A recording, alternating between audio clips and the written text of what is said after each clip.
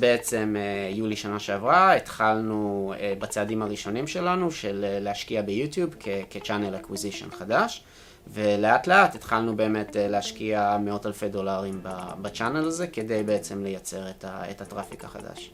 אז באמת ההשפעה הייתה מאוד מעניינת. אז מצד אחד אכן באמת ראינו אינטראקציה עם הודעות והרשמות שמגיעות בצורה ישירה, וזה משהו שפחות או יותר ציפינו.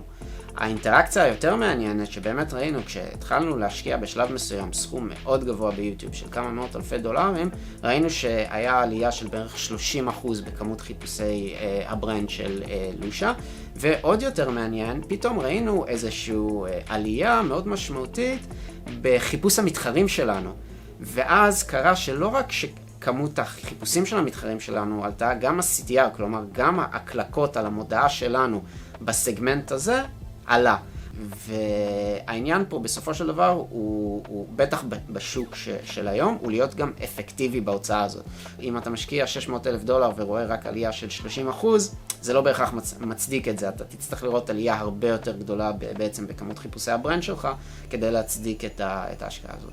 בשביל בעצם לחשב את הכדאיות של אותו קמפיין מרקטינג, יש פה באמת עבודה מאוד צמודה עם ה-BA וה-BI, ובנוסף באמת צריך להסתכל כל הזמן, לפחות זו האמונה שלי, להסתכל באמת בצורה מאוד רוחבית. רק הרבה יותר מאוחר, למשל, לקחנו בחשבון פתרון כמו קמפיין מנג'ר 360 של גוגל, שמאפשר לך גם למדוד חשיפות ליוטיוב. מאוד הסתכלנו רק על הקליקים, והרבה פחות על ההשפעה הרוחבית, וזה משהו שבהחלט ראינו לאורך הדרך, שקריאטיבים פחות טובים יכלו לייצר הרבה קליקים על המודעות, אבל פחות את האפקט הרוחבי הזה. אני בהחלט מאמין ביכולת של צ'אנלים, זה יכול להיות יוטיוב, זה יכול להיות פייסבוק, זה יכול להיות לינקדאין, כלומר של אותם צ'אנלים, באמת לייצר את האימפקט. אני חושב אבל א', חשוב מאוד על ההתחלה כבר לייצר את הגראונד וורק של איך אנחנו הולכים למדוד את הדבר הזה, כדי שלא יקרה מצב שכל אחד מסתכל מהזווית שלו ולא מבין למה את האופן שבו האחרים בעצם מסתכלים, ובאמת גם הגראונד וורק הטכנולוגי והמדידתי, כדי שאפשר יהיה באמת בסופו של דבר להבין ולא ללכת עיוורים לדבר הזה.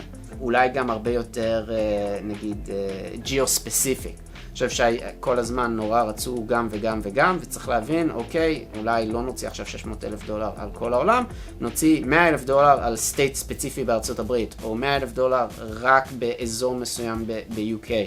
הרבה פחות spend לכל הכיוונים, to spray and pray, והרבה יותר ממוקד, ובאמת התמקדות בעיקר על אפקטיביות. יאללה, תודה לך.